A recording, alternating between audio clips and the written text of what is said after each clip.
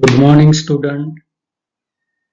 Today we are going to learn and discuss about Unit 6, Read 1, Strike Against War, Part 3.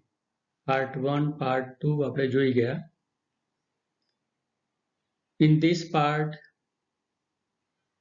we are going to discuss about Strike Against War, યુદ્ધની સામે પ્રહાર.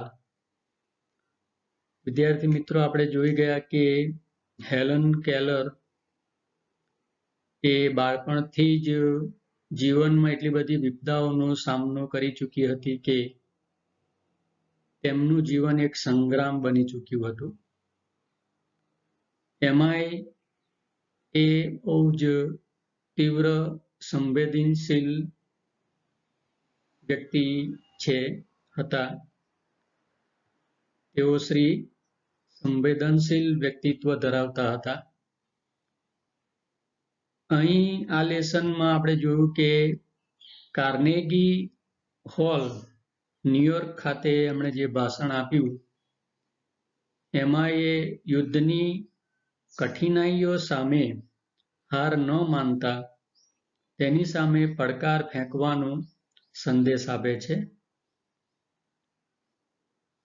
શરૂઆતમાં એ અખબારના તંત્રી મિત્રોને જણાવે છે કે તે સિદ્ધાંત વગરના લોકોના હાથમાં પડી ગઈ છે એવું તેમનું માનવું ભૂલ ભરેલું છે. તે ઇંગ્લેન્ડ, ફ્રાન્સ, જર્મની, ઓસ્ટ્રિયાથી સમાચાર પત્રો અને સામયિકો મંગાવે છે અને તેને વાંચે છે.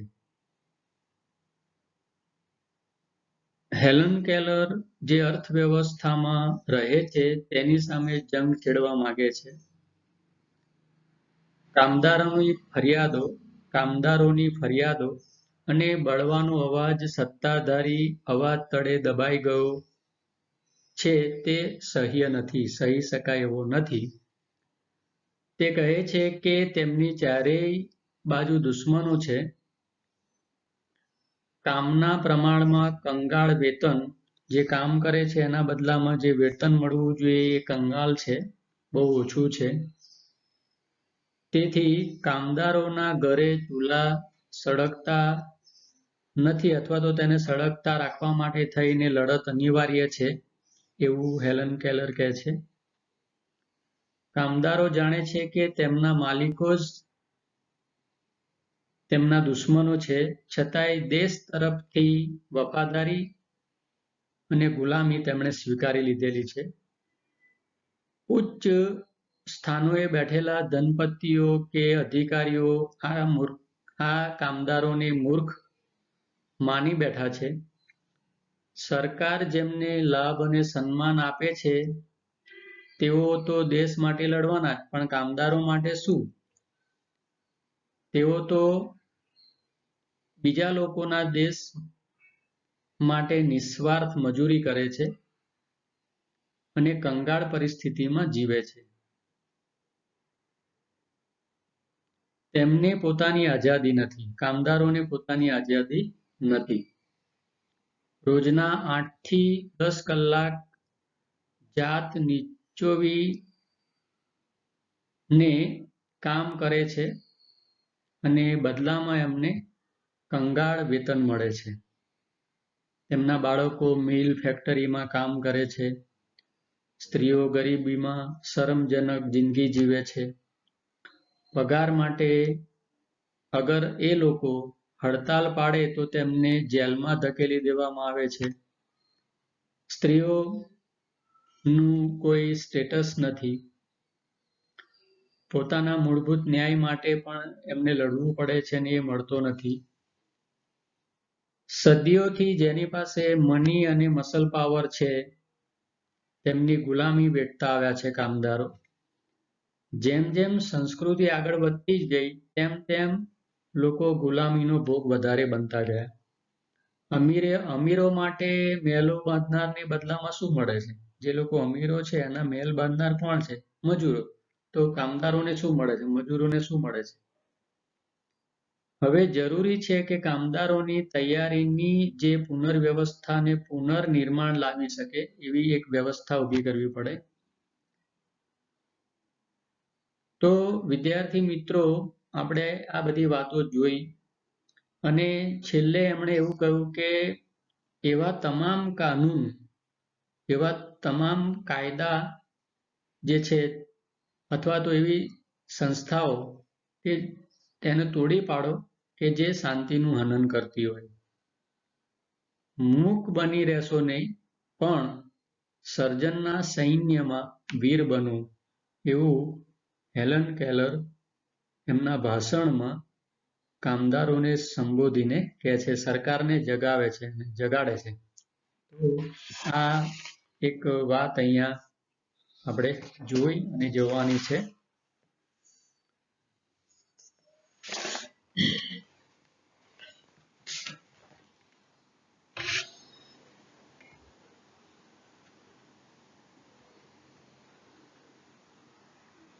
હેલન કેલરનો ફોટો અહીંયા આપેલો છે.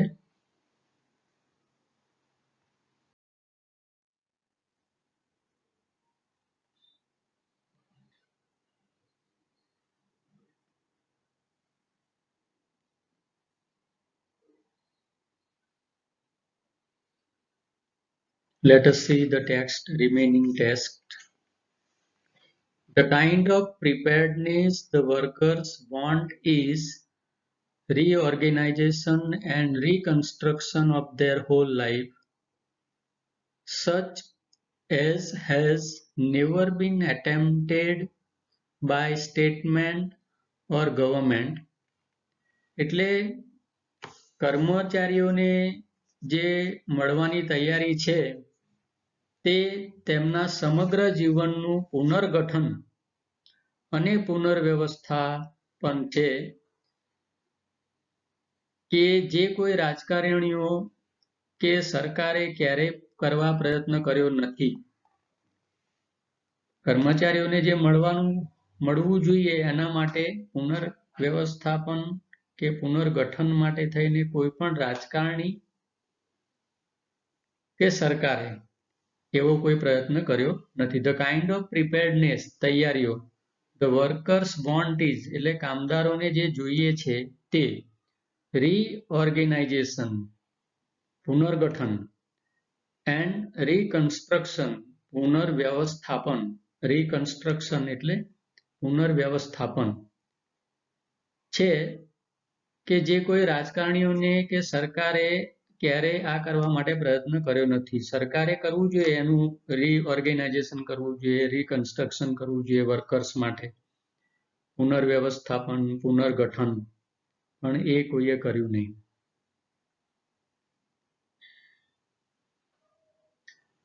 The Germans, એટલે જર્મનીના લોકો, found out years ago that they could not raise good soldiers in the slum, so they abolished the slums. Slums એટલે ઝૂંપડપટ્ટી વાળો વિસ્તાર, ઝૂંપડપટ્ટી. ને સોલ્જર્સ એટલે સૈનિકો, ગુડ સોલ્જર્સ એટલે સારા સૈનિકો. તો વર્ષો પહેલા જર્મનોને લાગ્યું કે ઝૂંપડપટ્ટીમાંથી કદાચ ક્યારેય સારા સૈનિકો મેળવી શકાશે નહીં અને તેથી તેમણે ઝૂંપડપટ્ટીઓને નાબૂદ કરી નાખી. વિચારો કે એમને એવું લાગે કે આ ઝૂંપડપટ્ટીમાં જે લોકો રહે છે એમાંથી સારા સૈનિકો તૈયાર નહીં થાય, એટલે એ ઝૂંપડપટ્ટીમાં રહેતા લોકો સાથે આખી ઝૂંપડપટ્ટી સળગાવી મૂકેલી જર્મનીમાં. They saw to it that all the people had at least a few of the essential of civilization. તેમણે એ પણ ધ્યાનમાં લીધું કે બધા લોકોમાં સભ્યતાના થોડાક પાયાના અંશ પડેલા છે. સિવિલાઇઝેશન એટલે સભ્યતા, એસેન્શિયલ ઓફ સિવિલાઇઝેશન એટલે સભ્યતાના થોડાક પાયાના અંશ પડેલા છે એવું એમને લાગ્યું. Decent losing clean street, wholesome if scanty food, proper medical care, and proper safeguard for the workers in their occupations. એટલે સુચારું રહેઠાણ, decent lodging એટલે સુચારું રહેઠાણ, રહેવાની જગ્યા. clean street એટલે સ્વચ્છ શેરીઓ. wholesome if scanty food એટલે ઓછું હોવા છતાં આરોગ્યદાયક ભોજન, ભલે ઓછું હોય પણ આરોગ્યને આપનારું ભોજન હોવું જોઈએ. પ્રોપર મેડિકલ કેર યોગ્ય મેડિકલ સારવાર.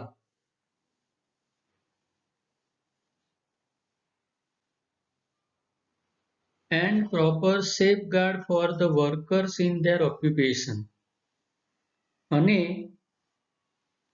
તેમના વ્યવસાયમાં કર્મચારીઓને યોગ્ય સલામતી વ્યવસ્થા જે થવું જોઈએ તેનો તો આ માત્ર એક નાનો અંશ છે એવું હેલન કેલર કહે છે.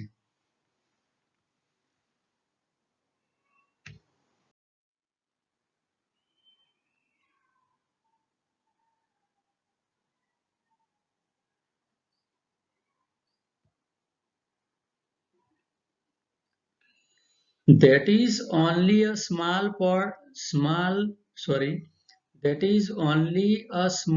part of what should be done. એટલે સરકાર આ રાજ્ય વહીવટમાં દબાણપૂર્વક આ સુધારા લાવવા એ તમારું કામ છે. Small part of what should be done. It is your duty. નૈતિક ફરજ છે એમ કહેવા માંગે છે. It is your business to force this reform on the administration. સરકાર શું કરી શકે અને શું નહીં કરી શકે એ બાબતમાં વધારે વાત ન કરીએ. Let there be no more talk about what government can or cannot do. સરકાર એમાં શું કરી શકે અને શું ના કરી શકે. All these things have been done by all the belligerent nations in the turmoil of war. Every fundamental industry has been managed better by the government than by private corporation. એટલે સરકાર શું કરી શકે અને શું ન કરી શકે એ બાબતમાં વધારે વાત ના કરીએ, પણ યુદ્ધની માન્યતાઓ અને એની યાતનાઓ વચ્ચે દરેક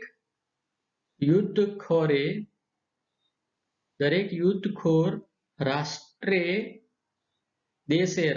દેશે આ કામ કર્યા છે.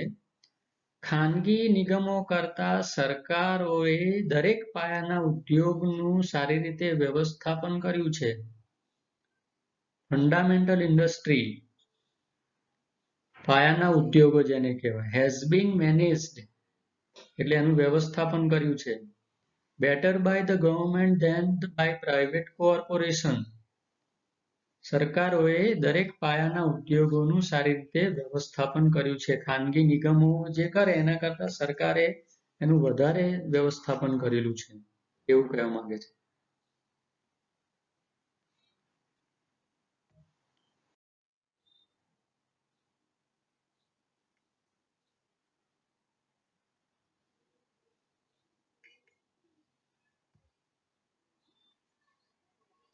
It is your duty to insist upon still more radical measure. It is your duty એટલે એ તમારી એક ફરજ છે. શું ફરજ છે? કે હજુ વધારે આવશ્યક પગલાં લેવા માટે આગ્રહ રાખવાની તમારી ફરજ છે. વધારે પગલાં, મોર રેડિકલ મેજર, મેજર એટલે અહીંયા પગલાં, રેડિકલ મેજર, યોગ્ય પગલાં લેવા માટે આવશ્યક, રેડિકલ એટલે આવશ્યક, મેજર એટલે પગલાં. હજુ વધારે આવશ્યક પગલાં લેવા માટે આગ્રહ રાખવાની તમારી ફરજ છે. ઇન્સિસ્ટ એટલે આગ્રહ રાખો, to insist, it is your duty to insist, તમારી ફરજ છે કે તમે આગ્રહ રાખો. શાની ઉપર? રેડિકલ મેજરમેન્ટ લેવા માટે થઈને, હજુ વધારે આવશ્યક પગલાં લેવા માટે થઈને આગ્રહ રાખવાની તમારી ફરજ છે, એવું કહેવા માંગે છે. It is your business to see that no child is employed in an industrial establishment or mine or store. It is your business. એ પણ જોવાની તમારી ફરજ છે. શું ફરજ છે? કે કોઈ પણ બાળક ઔદ્યોગિક એકમ, ઇન્ડસ્ટ્રીયલ એસ્ટાબ્લિશમેન્ટ એટલે ઔદ્યોગિક એકમ, ખાણ, માઇન એટલે ખાણ, શોપ એટલે દુકાન, દુકાનમાં રોજગારી ન કરે અને એવા કોઈ કામમાં બિનજરૂરી ન જોડાય, and that your business to make them give you clean cities. It is your duty to insist upon still more radical measure. It is your business to see that no child is employed in an industrial establishment or mine or store. ખાણમાં, દુકાનમાં કે ઔદ્યોગિક એકમમાં કોઈ બાળક મજૂરી ન કરતું હોય એ જોવાની તમારી ફરજ છે.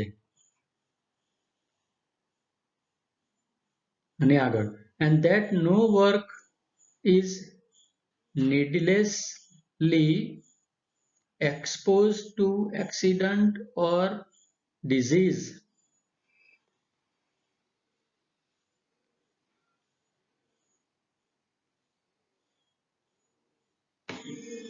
ખાણ, દુકાન કે ઔદ્યોગિક એકમમાં કોઈ પણ બાળક કામમાં બિનજરૂરી ન જોડાય એ જોવાની ફરજ તમારી છે. તેમજ તેને અકસ્માત કે બીમારીનો ભોગ બનવું પડે નહીં એનું પણ તમારે જોવું પડે. અને તમારી ફરજ એ છે કે તેમને ધૂળ, ધુમાડા, ગંદકી તેમજ ભીડભાડથી મુક્ત શહેરો આપે. It is your business to make them give you clean cities. Clean city, free from smoke, ધૂળ ધુમાડાથી મુક્ત એવું શહેર આપે. Dirt and cognization. It is your business to make them pay you a living wage. તેઓ તમને પોષણક્ષમ વેતન આપે તે જોવાનું તમારું કામ છે. એટલે કે માલિકો જે મજૂર કામ કરે છે અને પોષણક્ષમ વેતન આપે એ પણ જોવાની જવાબદારી તમારી એટલે કે સરકારની છે. વેજ એટલે વેતન. It is your business to see that this kind of preparedness is carried into every department on the nation. જ્યાં સુધી કાયમી ધોરણે દરેક વ્યક્તિને રાષ્ટ્રના દરેક વિભાગમાં આ પ્રકારની સજ્જતા અમલમાં મૂકવી જોઈએ એ જોવાનું તમારું કામ છે. એટલે કે દરેક ડિપાર્ટમેન્ટમાં સુચારુ તંત્ર ચાલે, દરેક કામદારને યોગ્ય વેતન મળે, એમના બાળકોનું શોષણ ન થાય, એમને પૂરતું શિક્ષણ મળે, યોગ્ય ખાવાનું મળે, રોટી, કપડાં ઓર મકાન મળી જાય, એ બધું જ જોવાની જવાબદારી સરકારની છે. Until everyone has a chance to be well born, well nourished, rightly educated, intelligent and serviceable to the country at all times.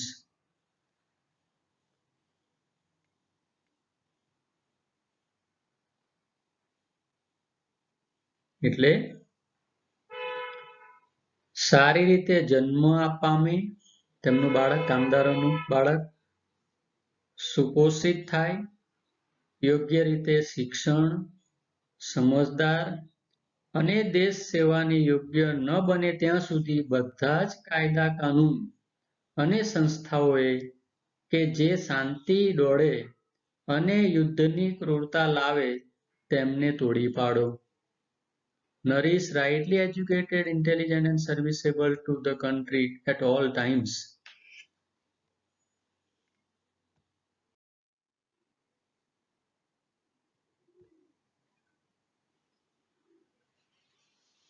Strike against all ordinances and law and institution that continues the slaughter of peace and the cruelty of war. Strike against